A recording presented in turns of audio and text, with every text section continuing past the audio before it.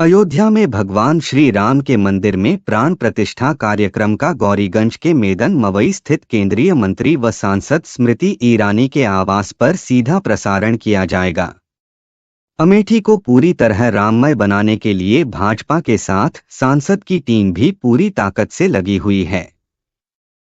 केंद्रीय मंत्री प्राण प्रतिष्ठा के दिन अमेठी में रहेंगी और कई कार्यक्रमों में शामिल होंगी। अमेठी स्थित डॉ भीमराव अंबेडकर स्टेडियम में चल रही 13 जिलों की अग्निवीर भर्ती रैली के दूसरे दिन युवाओं ने दमखम दिखाया। बुधवार को भर्ती रैली के दूसरे दिन 13 जिलों के 699 अभ्यर्थियों के लिए ट्रेडमैन की भर्ती नियत थी। भर्ती के लिए स्टेडियम के प्रवेश द्वार पर रात 3 बजे से युवाओं की लाइन लगनी शुरू हो गई थी। दमकल में आग लगने की सूचना फायर स्टेशन अमेठी को मिली तो वहां से 2 और दमकल के साथ कर्मचारी जिला एवं सत्र न्यायालय में लगी आग बुझाने पहुंचे, लेकिन हवा तेज होने के चलते वह आग पर काबू नहीं पा सके। 100 बीघा से अधिक भूमि पर उगी घास व झाड़ियां जलकर राख हो गई। परिसर में रहने वाले तमाम जीव जंतु जलकर मार गए। चकबंदी रेट इन यूपी पैसा न देने पर मालियत व नंबर को चक आउट करने में आनाकानी करते हैं। इतना ही नहीं, काश्तकार को चक खराब करने व रकबा कम करने की धमकी भी देते हैं। इतना ही नहीं, काश्तकारों का आरोप है कि लेखपाल वरासत करने और दाखिल खारिज करने के लिए उनसे 10 से 20 हजार रुपए रसूख लेते हैं, तब कहीं जाकर वरासत होती है। विद्युत वितरण खंड द्वितीय अमेठी के अधिशासी अभियंता रोहित सिंह की मौजूदगी में एसडीओ आरके पाल, पीपरपुर जेई आरपी सिंह व भादर के जेई सुरेश ने भीमी व हीरापुर गांव में सघन चेकिंग अभियान चलाया। टीम ने एक परिसर में बिजली कनेक्शन की जांच की। इससे पहले भी टीम बिजली चोरी करने वालों के खिलाफ कार्रवाई कर चुकी है। स्टेशन अधीक्षक लखन लाल मीणा ने बताया कि बिहार नालंदा निवासी सीताराम व अशोक कुमार श्रमजीवी से यात्रा कर रहे थे। ट्रेन में ही दोनों बेहोश हो गए थे, जिसमें सीताराम की सीएचसी पर ही इलाज के दौरान मौत हो गई थी। अशोक को लखनऊ ट्रामा सेंटर रेफर किया गया था। लखनऊ ले जाते समय रास्ते में उसकी भी मौत हो गई। बनारस के चौबेपुर निवासी राजेंद्र पटेल देर रात बनारस जाने के लिए किसी ट्रेन का इंतजार कर रहे थे। स्टेशन परिसर में बेहोश हो गए, जिनको सीएचसी लाया गया, जहां पर चिकित्सकों ने मृत घोषित कर दिया। इंस्पेक्टर निहालगढ़ राधेश्याम शर्मा ने बताया कि जीआरपी सुल्तानपुर ने देर रात को राजेंद्र व सीताराम के शव को अपने कब्जे में लेकर आगे की कार्रवाई शुरू की है। लोकसभा चुनाव में समाजवादी पार्टी के साथ गठबंधन कर रायबरेली व अमेठी समेत 6 सीट जीतने के बाद अब कांग्रेस की नजर विधानसभा उपचुनाव पर है। पार्टी ने इसके लिए अपनी तैयारियां शुरू कर दी हैं। पार्टी विधानसभा क्षेत्रवार अपनी ताकत का आकलन भी कर रही है। कांग्रेस 9 विधानसभा सीटों पर होने वाले उपचुनाव में सपा से 3 या 4 सीटें मांग सकती है। गांव निवासी वीरेंद्र कुमार तिवारी, रविंद्र कुमार एवं अनिल तिवारी ने पीड़ित से गाली गलौज करते हुए जान से मारने की नीयत से दौड़ा लिया। पीड़ित किसी तरह बाइक से जान बचाकर भागा। ग्रामीणों की माने दोनों पक्षों के बीच ग्राम सभा की भूमि पर अवैध खनन को लेकर विवाद हुआ है। थानाध्यक्ष सच्चिदानंद राय ने बताया कि तहरीर मिली है, जांच कर आवश्यक कार्रवाई की जा रही है। पीपरपुर के भावापुर निवासी दुर्गेश उपाध्याय रविवार सुबह करीब 7 बजे घर से बहन व भांजा को लाने के लिए पाठक का पुरवा पनियार के लिए निकले। बहन वंदना व भांजा रुद्र को बाइक बुलेट पर बैठाकर सुबह करीब 9 बजे अपने घर भावापुर के लिए लौट रहे थे। बांदा टांडा राजमार्ग पर जामोभादर चौराहा पर सुल्तानपुर की ओर से आ रही तेज रफ्तार बोलेरो ने बाइक में टक्कर मार दी। केंद्र सरकार मानती है कि भारत में पर्यटन की असीम संभावनाएं हैं और उसके लिए पुराने पर्यटन स्थलों में सुविधाओं को ठीक करने के अलावा नए पर्यटन स्थल चिन्हित और विकसित करने की जरूरत है। सरकार इसके लिए सक्रिय भी हो गई है और इसे प्राथमिकता पर एजेंडे में शामिल किया गया है। केंद्रीय पर्यटन मंत्रालय उत्तर भारत के राज्यों के पर्यटन मंत्रियों के साथ क्षेत्रीय कॉन्फ्रेंस करने वाला है। मुड़ा घोटाला 5,000 करोड़ रुपए का है। मुख्यमंत्री सिद्धारमैया पर मुड़ा द्वारा अधिग्रहित जमीन के एक टुकड़े को अपनी पत्नी के नाम से बदलने का आरोप है। मैसूर के एक पॉश इलाके में उनकी पत्नी को एक जमीन दी गई थी जिसकी बाजार कीमत उनकी अपनी जमीन से ज्यादा है। इसको लेकर भाजपा ने आरोप लगाया कि सिद्धारमैया सरकार देश की सबसे भ्रष्ट सरकार है। इंडियन मेडिकल एसोसिएशन (IMA) के राष्ट्रीय अध्यक्ष डॉक्टर अशोकन अब प्रधानमंत्री नरेंद्र मोदी को पत्र लिखेंगे। शनिवार को उन्होंने कहा कि इस घटना में पीएम मोदी के हस्तक्षेप का समय आ गया है। प्रधानमंत्री मोदी ने 15 अगस्त के भाषण में महिलाओं की सुरक्षा का उल्लेख कर ये दर्शाता है कि वह चिंतित हैं, लेकिन प्रधानमंत्री को पत्र लिखना बहुत उपयुक्त होगा। IMA ऐसा करेगा।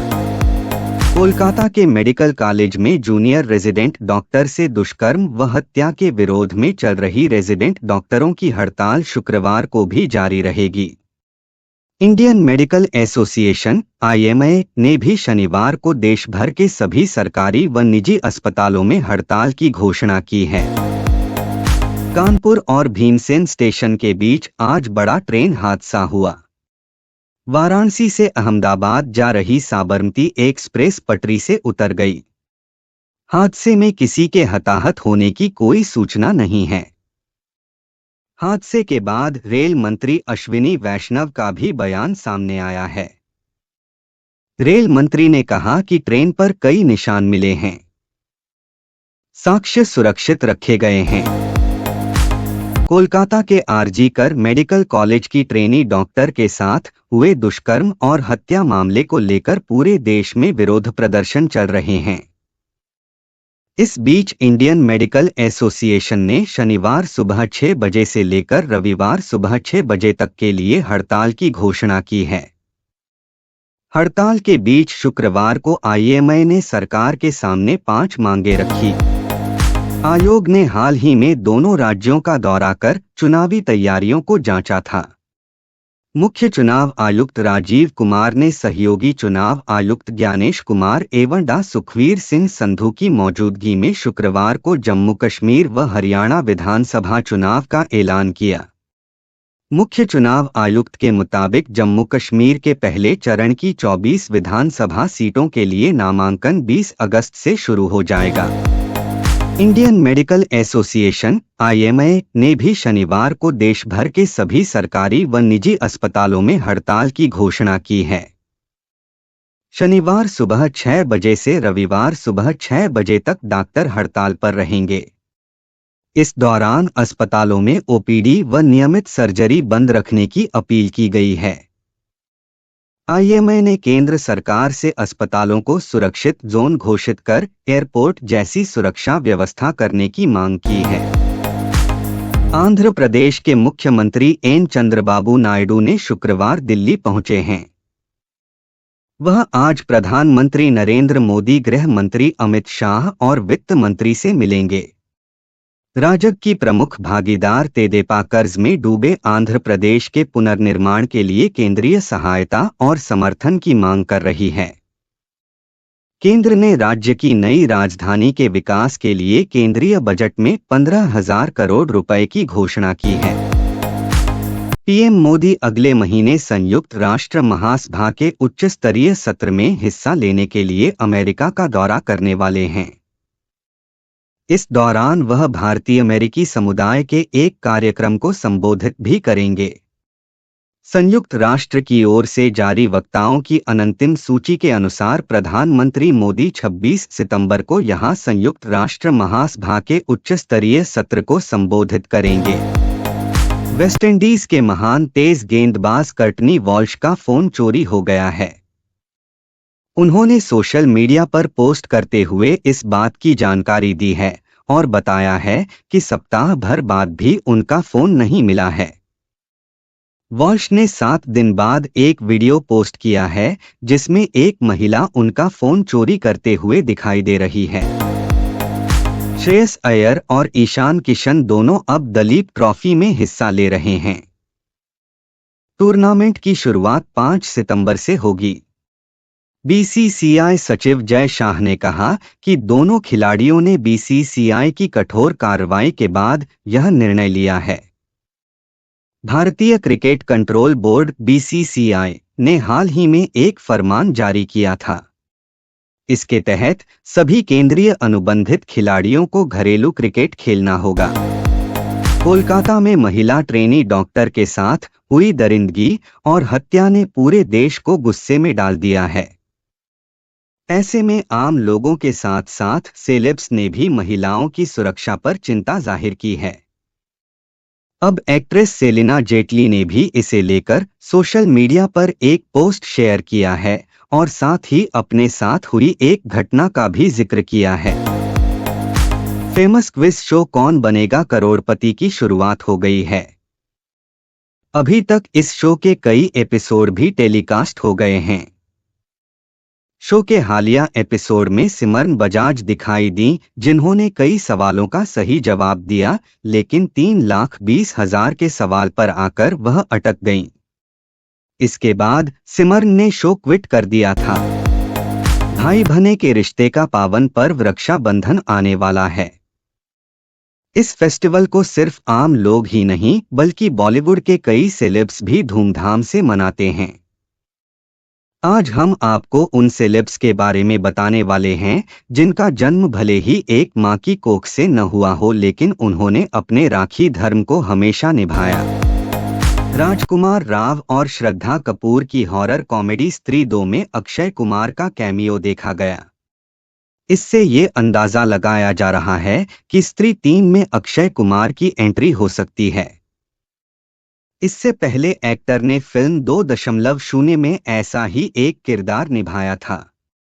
लेकिन क्या आपको पता है कि पक्षीराजन के किरदार के लिए मेकर्स एक हॉलीवुड एक्टर को कास्ट करने वाले थे। भारतीय क्रिकेट टीम के पूर्व कप्तान महेंद्र सिंह धोनी इस समय सिर्फ आईपीएल खेलते हैं।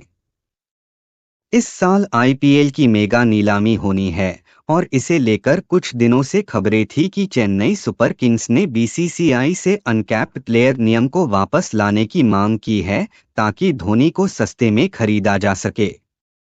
हालांकि चेन्नई के सीईओ ने इस मामले में स्थिति साफ की है। दिल्ली प्रीमियर लीग (डीपीएल) के पहले सीजन की शुरुआत कल से हो रही है। इस लीग में भारतीय टीम के कई दिग्गज सितारे खेलते हुए नजर आएंगे। पहले मैच में ऋषभ पंत और ईशांत शर्मा जैसे खिलाड़ी खेलते हुए दिखेंगे। लीग की ओपनिंग सेरेमनी भी शानदार होगी। इसमें मशहूर रैपर बादशाह और अभिनेत्री सोनम बाजवा नजर आएंगी। लीग के सारे मैच अरुण जेटली स्टेडियम में खेले जाएंगे। भारतीय टीम के कप्तान रोहित शर्मा मुंबई की सड़कों पर अपनी कार लैम्बोर्गिनी उरुस चलाते हुए नजर आए। रोहित शर्मा की कार की नंबर प्लेट ने फैंस का आकर्षण खींचा।